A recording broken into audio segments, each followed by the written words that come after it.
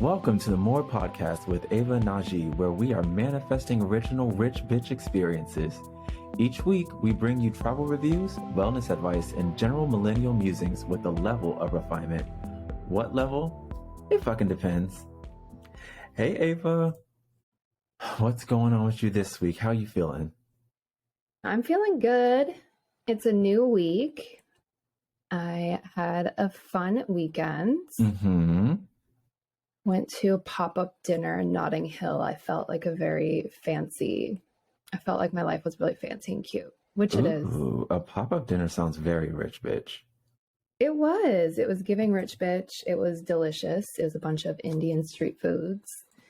And it was like 6 courses. Ooh, 6. I know. And I met some new friends and it was just a great time. Oh, you were living the London life, and I'm so excited.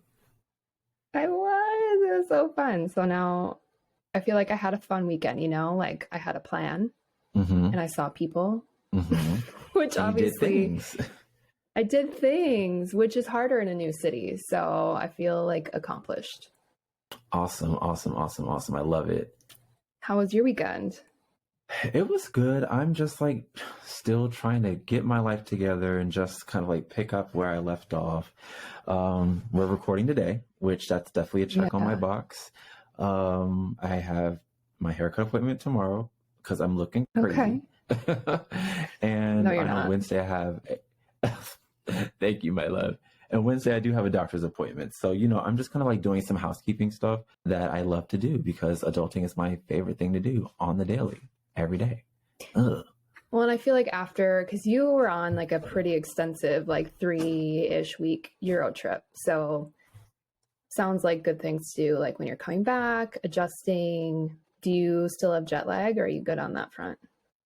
I think I'm good on jet lag, but sometimes it just takes me a little while to readjust. I think I underestimated 3 weeks trying across Europe is kind of a lot. I'm so happy I did it.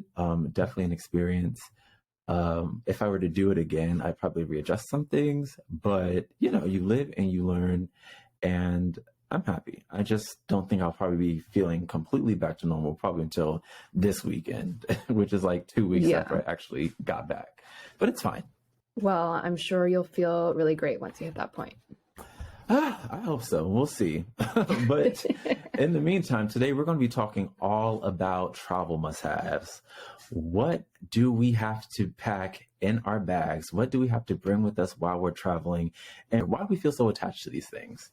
So I think we should start by talking about things that kind of live outside the suitcase, and then we can move on to things that kind of live inside the suitcase. I love that. I'm very excited to share travel essentials for a Rich-Bixch experience. And I know you're queen of the rich bitches. So, Ava, tell us, what's the first thing that you cannot travel without that lives outside your suitcase? That's a great question. I'm so glad you asked. So for me, it starts even before we get to the suitcase. My number one travel must-have is a credit card with travel rewards. And I have been specifically a Delta Amex girl for 6, 7, or 8 years now, a long time. But without that credit card, I feel like I would be majorly behind the ball when it comes to just setting myself up to have a great travel experience. So the travel credit card is seriously a game changer. And it's fresh in my mind because I actually introduced my mom to this not too long ago. So she is coming to see me in London in a couple weeks. And in advance of her booking a flight, I wanted to set her up with the Delta Amex card because they have so many benefits. You can gain so many miles and you can basically get free flights just with your sign-up bonus alone, which is so amazing. And so what we did is we signed her up for the card. Obviously the bonuses, they vary based on when you sign up, but her offer was 70,000 Delta Sky miles for signing up after you spend, I think $2,000 in 3 months. And for her, knowing she was going to book a flight to London, which averages like 1,500 anyways, it's basically a no-brainer. So we got her on the card. She got her signing bonus, and that actually allowed her to then book another flight domestically to go visit my brother later this year. So I recently like walked her through the benefits of having a card like this. And I know that a lot of people hesitate sometimes with credit cards, but I truly feel like this is such a great way to utilize it, especially if it's something that you're paying off every month, that allows you to simply just earn travel benefits for everyday purchases. And there's a whole bunch of like travel based credit cards. I know when I was kind of looking through travel based credit cards a couple of years ago, I kind of found it a little difficult to settle on one. So what actually pulled or swayed your decision towards the Delta Amex? That's a good point and a good question too. I think for me, it was just based on my airline of choice. So if you know me, you know that I'm like a very loyal person. And once I commit to a brand or a person or a city, I'm like, that is mine. So I've always loved Delta. And so when I saw that this Delta Sky Miles credit card existed with Amex, I was like, sign me up. I book every single flight that I can with Delta, whether it's a personal flight or a business flight. All Delta purchases get you 3 times miles. It gets you a companion domestic round trip air ticket every year. So it's basically BOGO. And during the pandemic, they're actually stacking them too. So I think I have like 3 of them that I have to use. PS. In the next year, which is amazing. It gets you 2 times points for every $1 you spend at a US grocery store. So that's a huge one because every week I'm at Whole Foods, you know, buying all my organic foods. And just one point on everything else you buy. Got you. So I love that. And I've been able to really rack up a lot of miles. And I feel like even when I spend them, it's still like all of a sudden I magically have more miles, which I love because it just allows me to travel more. So, you know, not only am I getting to go on a business trip, for example, but then I'm getting points that I can use to do something else. So, for example, I flew to London on miles. Ooh, I remember you told me that. That's definitely something worth mentioning. Oh, gosh. There's that part. Definitely. But I think it's just the airline. Your airline of choice. That definitely makes sense. Yeah. I knew for me, when I chose the Capital One Venture card, I definitely looked at, you know, Delta, Amex, the American Airlines card and things like that. And I feel like I'm a loyal person to people, but not so much to brands all the time, especially airline brands.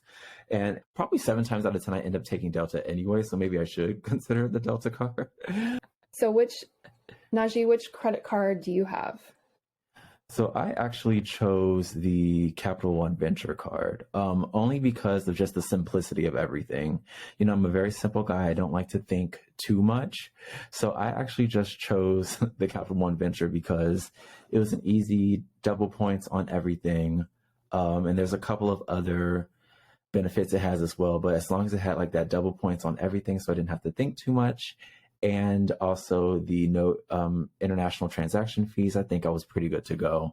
So now that Capital One Venture card is just my card of everyday life. And I just use it for everything. I'm able to build up points that way and buy flights, hotels, rental cars, things like that through the points. So, you know, easy peasy, lemon squeezy. So then for that one, do you have to do you go into their points dashboard and like transfer to partners, or do you redeem them? How do you redeem those points? So again, and keeping it easy peasy, lemon squeezy, what I typically do is just like buy with my credit card, and then my card will reimburse me for any type of travel expenses. And it does that for like anything you can use points for. It even lets me reimburse my storage fee for the storage unit I have. So there's a lot of things you can reimburse just based on that card that might be directly travel related or might be travel adjacent. So I don't know. I kind of like it. It's kind of working for me. It's definitely something that makes my life easy, but I will not shut down that Delta Amex card. And I will be re-looking into it again sometime in the near future because you sold it to me. I know, I'm obsessed. I have one for my personal, one for my business. And once you are ready to join, I will give you a lovely referral offer where we can both benefit. Love it. Love it. Love it. Love it. All right. Cool. Travel credit cards. Definitely a must have. Must have. Why don't we shift over into like getting to and through the airport? Yes. I know I have TSA pre-check. A lot of people prefer clear. And then there's also global entry. What are your thoughts around like some of those topics? Yes. Well, you know, rich bitches don't wait in line because time is money. Mm-hmm. So we forgot to mention this in the benefit section of the cards, but typically a card like that will come with a benefit of a TSA pre-check membership or something along the lines. So I actually have TSA pre-check and clear. Reason being, pre-check helps you get through the physical security screening process, while clear actually helps you get through the identity verification screening process. So when you stack them together, you literally get to cut every single line at security. I don't think I've waited, first of all, since I signed up for clear. But I don't think it's taken me more than 10 minutes to get through security at MSP in as long as I can remember. I love that. I love that. I feel like when I just had pre-check, I still just had pre-check, but I actually had a similar experience until I experienced Hartsfield-Jackson Atlanta International Airport on a Friday morning. First flight out, it was like insane. And of course, I ended up missing that flight because I just wasn't used to it. But I'm sure if I had clear stacked, it would have been less of an issue. So I'm learning a whole bunch about how to maneuver through airports. Well, I think the thing that happened to TSA PreCheck, while it's great to have it always, I think it's a little too popular for its own good because oftentimes the pre-check lines will be longer than the general lines. I don't know if you've ever noticed that at the airport, but it's like everyone else pre-check. Never experienced that like ever, except that one time at Atlanta. And I'm just like, and now I just won't even chance it anymore. I'm like, I'm a one and done. I learned my lesson. I'm upgrading my life very soon. Yes, upgrade your life. I love Clear is so great. I love it, love it, love it. They literally just verify your identity with your eyeballs or your fingerprint. Super casual. But honestly, that's the way the world is these days. So it's cool. But they're expanding Clear. I think it's now at 40 airports in the US. So that's really great. Most of the major hubs. And then I also noticed that they're now making it available for like events and concerts too. So that's a game changer. I know. Like, I love this for us. Anything to get through a line without actually waiting in line is a win in my book.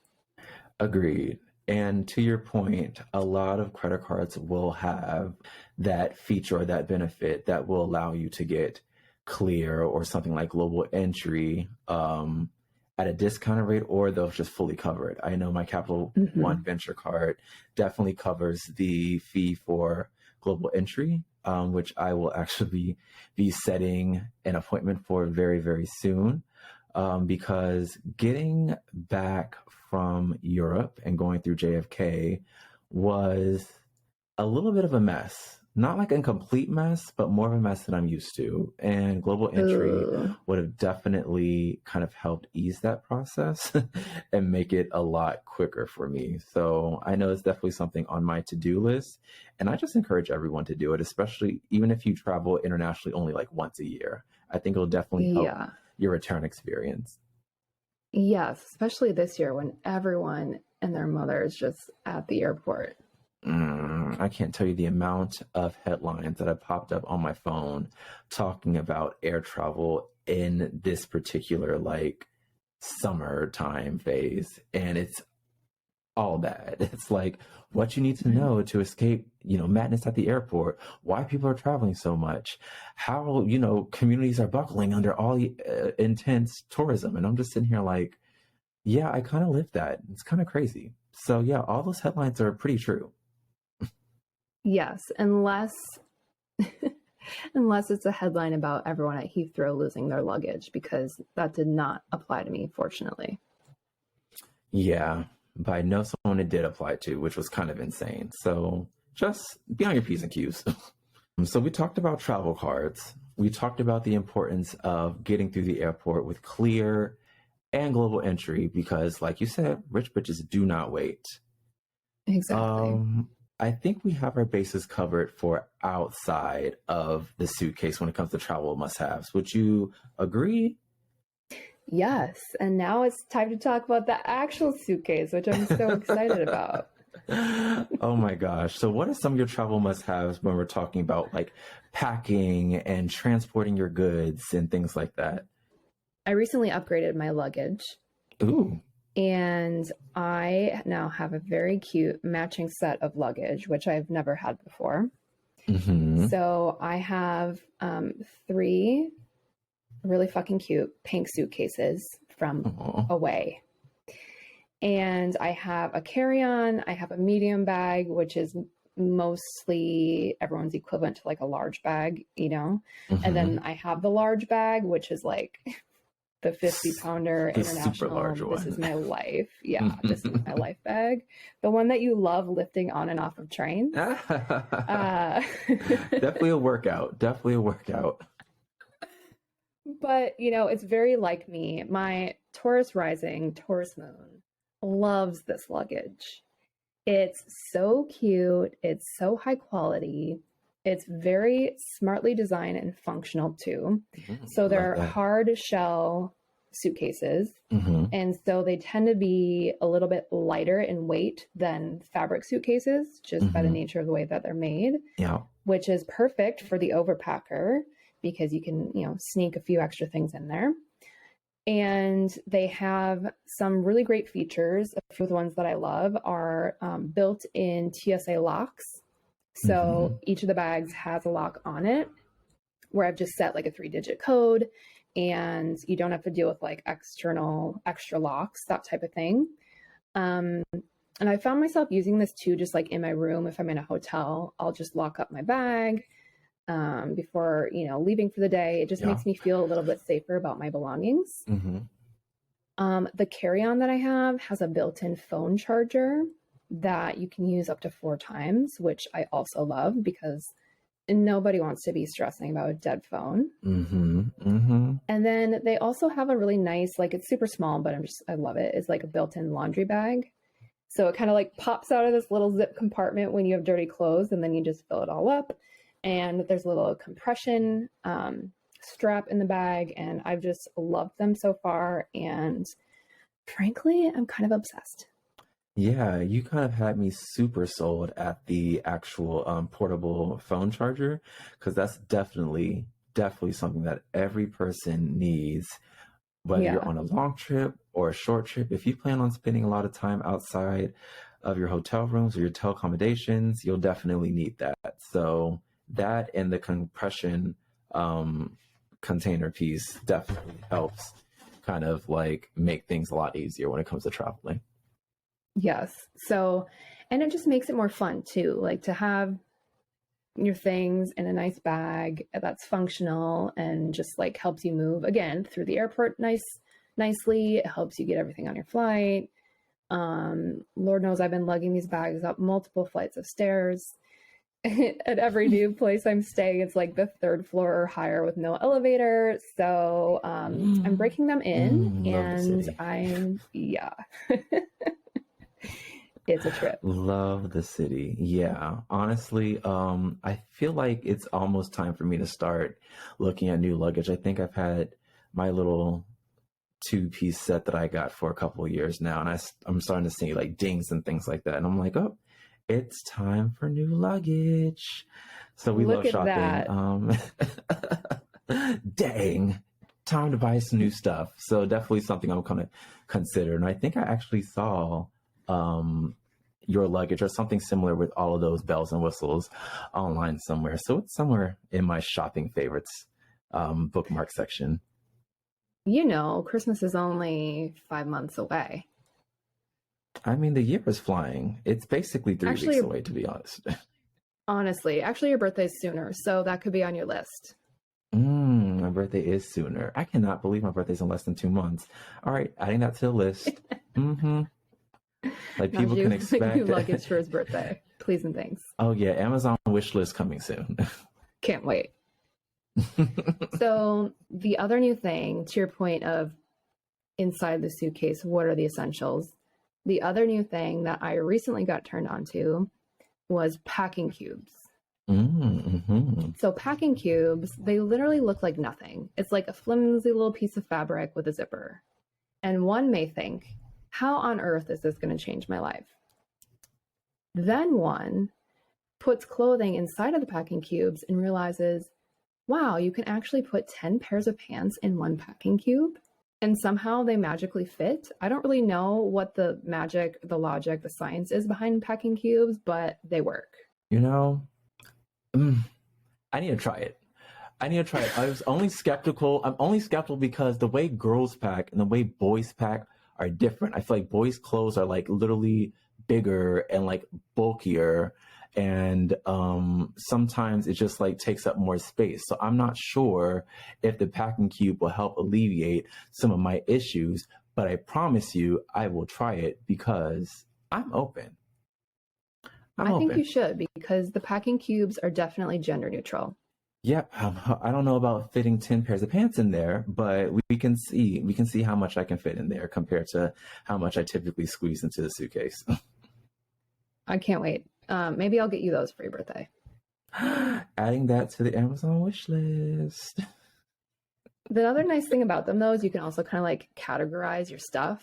So, for instance, you can know like all of my socks are in this cube, all of my underwear's in this cube, because they have different shapes and sizes. All of my pants are in this cube. And so I think it just helps to kind of organize your stuff, which in turn organizes your mind and is just a lot lighter and brighter and makes for an improved experience. Yeah, I love that. My Virgo sun sign loves that. Unfortunately, yes. My Mars and my moon sign that are both air signs are like, we don't need that. Yeah. I'm like, get it together, me. So yes, packing cubes, definitely adding that to the birthday list because I'm open to trying it. I'm sure it'll work. I can't wait to hear your review. What about what do you need to have inside of your suitcase? Like, what are your packed essentials? Well, I can tell you that I never go on a trip without my JBL clip speaker. It's just this small little kind of speaker that you can clip on your backpack. You can clip it on your jeans. You can clip it to your purse if you want to. And literally, I don't go on a hike without it because it definitely brings the vibes. It brings the energy. And it almost just feels like you're in your own world when me and my friends are like playing our favorite playlist and just like traversing up a very, very kind of steep mountain hill. I took it with me in Denver. And I also had it with me in Switzerland.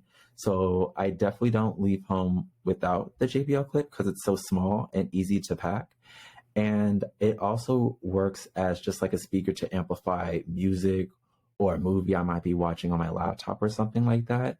Because it just like really elevates my listening or watching experience as well as my hikes. So it's definitely something I don't leave home without because it's so small. Why would I? And it helps me so much. So I love my JBL Clip 4. I love that. Now that you're holding it up and showing me, does Doja Cat have a brand deal with that brand, JBL? She might. I feel like that was, the infamous Miss Kelly Rowland resurgence video. Doja, TikTok. I feel like that's actually a sponsorship with that speaker, if I'm not mistaken. I believe it is. I mean, Jibble as I affectionately call it, is a really top brand when it comes to speakers. And I think I did see her picture when I was actually buying this at the store. So. Influenced. Miss Doja Cat. I love Doja Cat. And TikTok. TikTok taught me about that brand. Yes, I've been a Jibble fan for a very long time at this point. So when I saw the clip, I was like, oh, I have to get it. And it was so inexpensive. I think it was like maybe $40 or $50. Okay. So yeah, I don't leave home without it. Love that. Music is life. Absolutely. Is there something specific that you don't leave home without? Honestly, too many things. If I had it my way, I wouldn't leave home without anything. Home. You know, but one of the things that I always have with me, regardless of whether I'm traveling or I'm just running an errand, is my reusable water bottle. I have a stainless steel water bottle, the one I spoke to at length about when we talked about drinking a gallon of water a day. Yeah. And I just have that with me everywhere. I love to refill it. I find that so many places now have like free filtered water fountains. So that's really nice way to stay hydrated and cut down on waste with plastic bottles and cartons and aluminum and everything that we put water in. So I'd say that's like my very basic staple that I never leave home without. But of course, there's a multitude of things that I also like to try and have with me, depending on the day. How many do you want? Oh gosh, I mean, we can be here all day talking about it, but I do think the reusable water bottle is definitely something that a lot of people are traveling with more. Because to your point, at airports and even at a lot of hotels, there are those refillable stations, which makes it just so easy to stay hydrated and just like not having to buy water and waste product all the time. And I did recently come across a little doodad called the Life Straw, which basically is like a pen-like straw that apparently allows you to drink water from like the earth or out in nature, and it will filter like 99.9% of like the bacteria and microbials that you'll find like out in the wild and allow you to drink that. So I was like, wow, if I was an actual professional hiker, not like adjacent, I would definitely carry that everywhere. So like to the wellness point and to the water and staying hydrated, I think those are two like really, really, really good tools. That Life Straw is a little pricey, obviously, but with a reusable water bottle, you can't go wrong. Oh, you can just drink water from the source and it filters on the spot. That's super cool. Well, that's on my Christmas list in case you're curious. Adding it to Ava's Amazon wish list, the Life Straw. But also, like, to your point, like, and wellness, I actually don't leave home without like a mini first aid kit and supplements as well. So we talked about supplements at length a week or so ago, and it's just something that yes, I don't really leave home without it. Like, I always bring at least emergency to have that vitamin C boost and that immunity boost, like cortisone, because you never know. Cortisone and Benadryl, because you never know when you might have an allergic reaction. Neosporin, and Band-Aids, as well as like all my regular supplements that you taught me about. So I'm just like, I don't leave home without those, because like to the wellness point, it keeps you together, it keeps you sane, and it keeps you moving. I agree. And I feel like that one's often more debated, because I don't know if you've heard this, but a lot of people say like, oh, well, you can buy those things anywhere. You know, like you don't need to bring Band-Aids. You can get Band-Aids anywhere. And it's like, yes, however, if you need a Band-Aid, you typically don't want to be searching for or journeying to a store to buy one, you know, when you're in need. So it's like that, you know, what do you bring and what do you not bring can be kind of tricky, because in theory, sure, you should be able to buy most things anywhere you go. But also, I had an experience that taught me sometimes it's a lot harder to do that. And it would have been easier just to pack it. So One of the things that I usually bring with me when I travel is protein powder. Mm-hmm. And not a whole bag, but typically I'll do a few portions, you know, in some Ziplocs, and I'll stuff them all into like a blender bottle shaker. And I love to have that because I'm doing the world a favor, because when I get hangry, it's like you don't want to see that. So the protein shake's just a really nice way to get some protein in between meals. Yeah. And just keep you energized. And I took that out of my bag on my way to London, because it was to the point where I was weighing the bag, taking something out, weighing the bag again, taking something else out. And let me tell you, the journey I went on to buy protein powder in London, I did not know this, right? Because I go to Whole Foods grocery store, and they've got a whole 3 aisles, I feel like, of wellness stuff, you know, vitamins, protein powders, minerals, like everything you could imagine in the grocery store. Here, I went to like 4 or 5 or 6 different grocery stores and could not find protein powder. Ooh. And it got to the point where I was referred to the British equivalent of GNC inside of the Westfield shopping mall. Wow. And so I showed you the size of the bag. Like, it's ridiculous because, again, I'm walking everywhere. So the 3-week journey to protein powder resulted in a very small 15-serving bag. But it was like, why is this so hard? Wow. And I'm sure it's just because I don't know. You know, I don't know what I don't know. Right. But that's an essential that I love to have with me, that I sacrificed and then regret it after. Wow, you had to journey 40 days and 40 nights to get that protein powder for something that you actually took out of your bag. I would have been heated. I know. I was pretty heated about it. Yeah. The thing is, like, these things, protein powder, a couple of Band-Aids, a couple of pack of emergency, right? These things really do not take up much space, right? Like, you just kind of like pack it down. It lays pretty flat. I typically put these essentials like in my little kind of travel pouch that has a lot of my like toiletries in it, and it doesn't really take up extra space.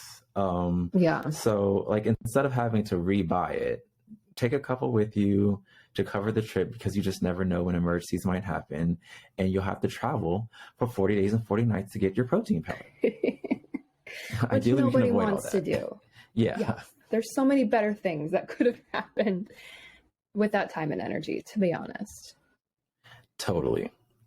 But I mean, you got to get your wellness stuff in. So whichever way you get it, do it how you want, I guess. I know. I have learned my lesson, though. To your point, it doesn't take up that much space.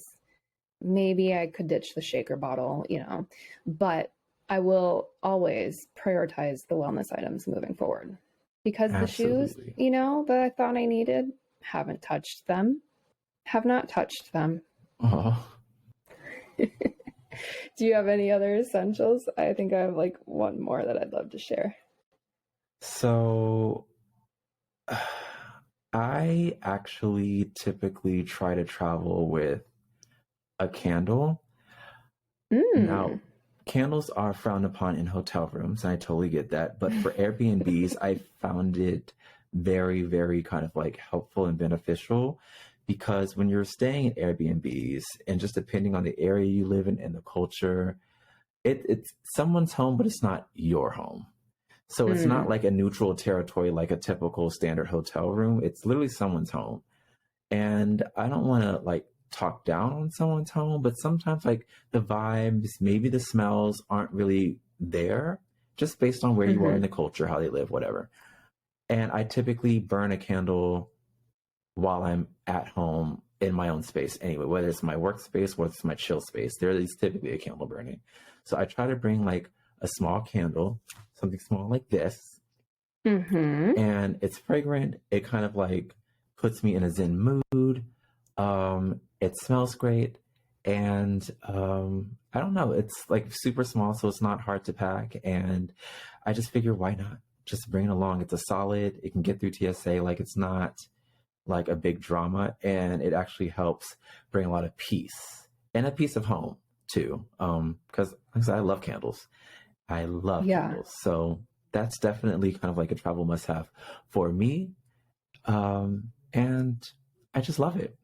I think that's a really nice one. And I think, you know, the theme about the essentials, whether it be convenience or comfort, like those seem to be kind of like the two main themes. It's like something's either convenience or it's for comfort. And I think a lot of the practices, the wellness, you know, the candle, like just having your water, the items that just help you feel grounded regardless of where you are in the world is really that comfort piece.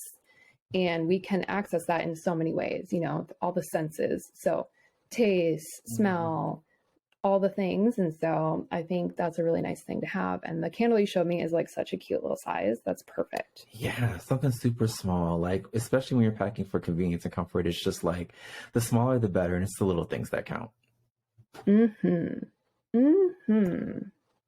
So what's your last one? My last one is, this is a convenience thing. Wired headphones. Now, I have AirPods and I love them. However, they have to be charged. Right. And so, you know, it's like when you're worried about charging your laptop and your phone, I feel like headphones is just another thing that needs to be charged that I'm not interested in adding to my list. So I've been loving traveling with wired headphones because whenever I want to pop them in, whether I'm walking and I want to listen to a podcast or I want to listen to music, whatever it is, I don't have to be like, oh, are my AirPods charged? You know, like, oh, the right one's not charging again. Like, you know, all of that bullshit. It's always that right one. It's always that right. Does that happen to you? Yes, it does. What is that? I don't know. It's so weird. The right AirPod does not charge. Like, what is wrong with that right one? What is wrong? That's so annoying. It is. So the wired headphones is another essential of mine that while that's annoying and it's not as carefree living, it's just nice to know that they work whenever you plug them in. Yeah, to your point, like who wants to have to additionally worry about charging your AirPods? Like I carry my AirPods as well, but just like you, I actually typically travel with like 2 wired headphones, as well as one of those like little dongles that allows the headphones to kind of fit into my iPhone as well. Only because if that pesky right one doesn't charge, I don't want to interrupt my listening experience, whether it be to my laptop or my phone. So I just pull out the headphones. So trust me, that's definitely an essential that I typically carry as well. And it works as like a really, really good backup to my AirPods. I am not over the fact that your right AirPod also doesn't charge. I want to take a poll. Now that we know this, I must know if everyone who has AirPods also has a right headphone charging issue. Please write us. Yes, I'm definitely interested in that too, because it's always the right one. Send us a DM. Let us know if you also have a shitty right AirPod. Facts. Apple needs to know. Yeah, hopefully they can kind of like make that experience better for the next generation of AirPods, because it's just weird. I'm like, you're both sitting in the same charger and one's charging and one's not. What's the problem here? They've actually replaced mine once for that exact issue. But they replaced the buds, not the charging case. I'm like, So. Yeah, there's something wrong about that right one. Something wrong. Yeah. The more you know. The more you know. All right. So why don't we move into Love It or Leave It? Ava, what are you loving and what are you leaving this week? Okay, so this week I am loving and also leaving walking everywhere. So this is, you know, a double-edged sword. I've been walking so much in this city even when I'm not trying to, it's like, oh, another mile up the road for this. Oh, Lord. Or, oh, this restaurant's full. Keep on trucking. Oh, my gosh. And I feel like I've been averaging like 3 times higher steps than I would if I'm normally at home. Mm-hmm. And I know you're supposed to get like 10,000 steps a day or whatever. That's the recommendation. And semi-embarrassed to admit, but, you know, for transparency's sake, normally I get like 2,000 steps a day because I'm literally sitting on my ass on my laptop for, you know, the majority of my life, which I don't love. So the fact that I'm averaging now like 12,000 steps a day or more is fantastic because that's what I wanted. But also I'm like, damn, it's a lot of walking. I have to walk again. And it's summertime. It's summertime. And I think that's the worst part about it is you get somewhere, you leave home, you shower, you leave, you go on your walk. By the time you get somewhere, it's like, oh, I smell, or I'm dehydrated, or I'm tired. And you're like getting to the point where you're just buying something so you can sit down in a store. That's the level of walking I'm currently on. Again, I wanted this and now I have it. I'm like, ugh. So it's a love and leave for the week. I respect that. Like big cities like London, like New York, that have a lot of places to go, a lot of people to see, and a lot of like things to offer will typically have you on your feet walking. And to your point, summertime is tough. Like when it's like early spring or late fall or even wintertime. Well, I'm not going to say wintertime. Early spring, late fall, it's amazing. But during the heat of the summer or those brutal, brutal winter chills, it's like, I can't do this. No. But you're doing it, and I'm proud of you. Thank you. Get them 12,000 steps. I love it. Oh, man.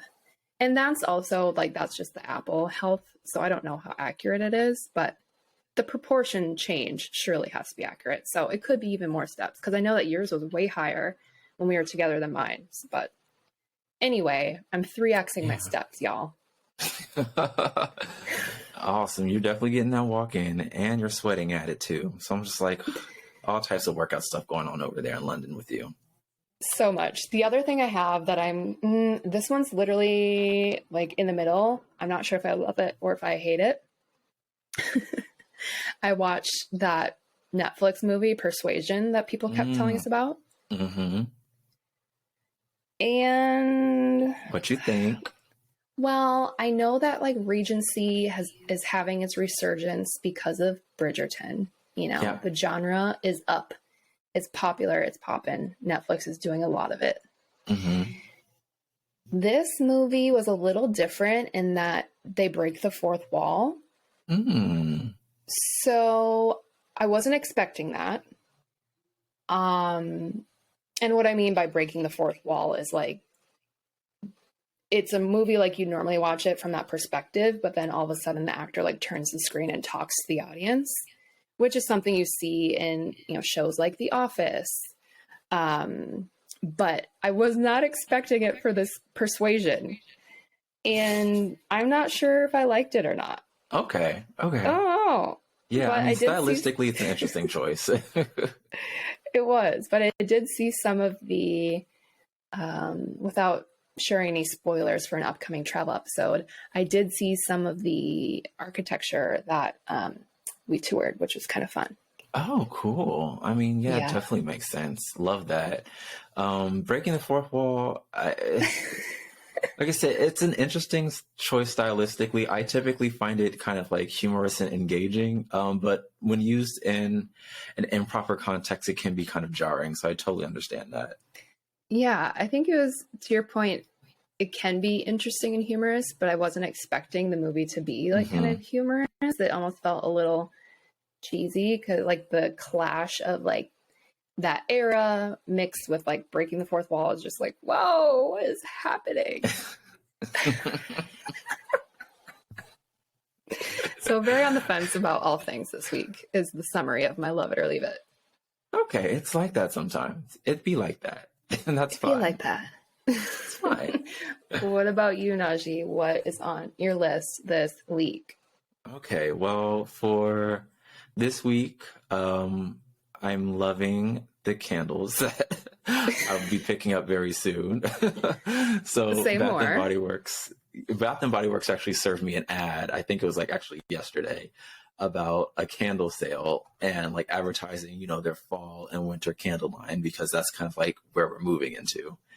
Mm-hmm. And I might have said it on this pod before, but my favorite scent is that Bath and Body Works autumn wood scent. It's like very comfortable. It's very earthy. It's very kind of like outdoorsy, and Mm-hmm. I'm literally obsessed with it. And I feel like I've been waiting all year for them to bring it back out. And now that it's moving into fall and winter, it's here. So I bought 3 Nice. yesterday and I'll be picking them up in the next couple of days. And I'm just very excited to have my favorite candle back in my life. So I am loving that. And thank you, Bath and Body Works and Google algorithm and the FBI CIA for serving me that ad. There you go. You're gonna be fully immersed in the woods. You're gonna be like, what is it called? Like tree bathing at home. I'll definitely be tree bathing, doing all the tree Forest hugging bathing. needed. That's what Definitely it is. right here at my laptop, bathing fully in the forest. That is so funny. I mean, Yes. I like that for you. Thanks. I'm just excited because I've literally been waiting all year for this. Well, so how long are you just going to burn through them? How long will 3 candles last you? God, probably like 3 seconds to be honest. But luckily fall is an entire season. So I'll probably get more, for my birthday, add that to the Amazon wish list. And maybe I'll pick up a couple for Christmas to last me through the summertime and the spring because during the spring and summer earlier this year, I couldn't find it. So I've learned my lesson. Do you burn candles in the summer? I feel like they like actually do their job in heating up rooms. Like they get hot in the summer. They absolutely do. They do. Absolutely. But luckily here in the United States, we have AC in most buildings. So that's not typically an issue for me. Thankfully. Anything to avoid the heat. I'm thinking about you over there in the sweltering heat in the UK where most buildings don't have AC. Thoughts and prayers. I know. Thank you. The extreme weather really, really follows me around. Hot commodity. Hot commodity, babes. Hot commodity. Do you have anything else? So, loving the Bath and Body Works Autumn Woods.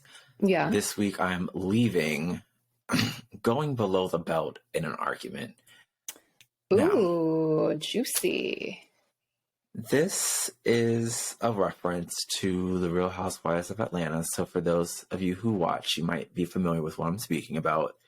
But Miss Marlo Hampton loves to start an argument, go below the belt, and then wonder why people hate her. Now, I don't hate Marlo, but I do hate when people go below the belt.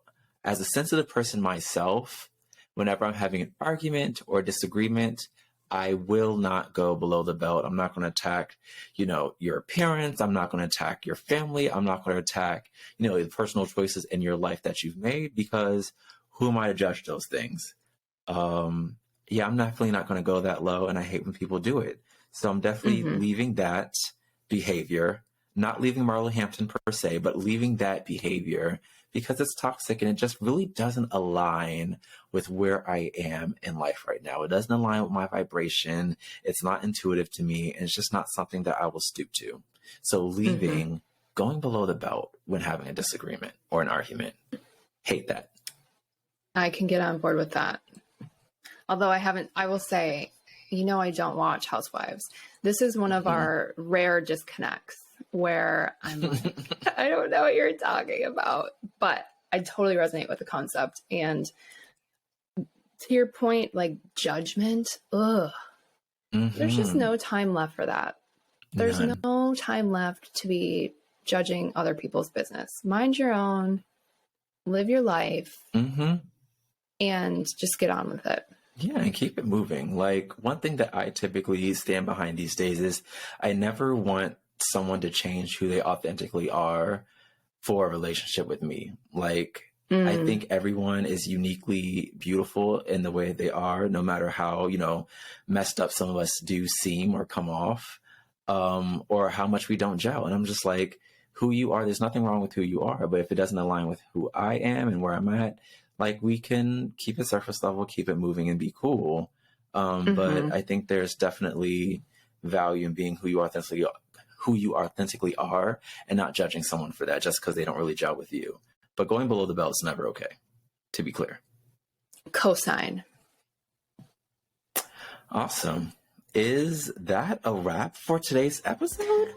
I think so. Thank you for listening. If you enjoyed today's episode, rate and review us wherever you listen to your favorite podcasts, and tune in every Wednesday to hear the things that make us more us, like packing cubes, and discover a thing or two to make you more you.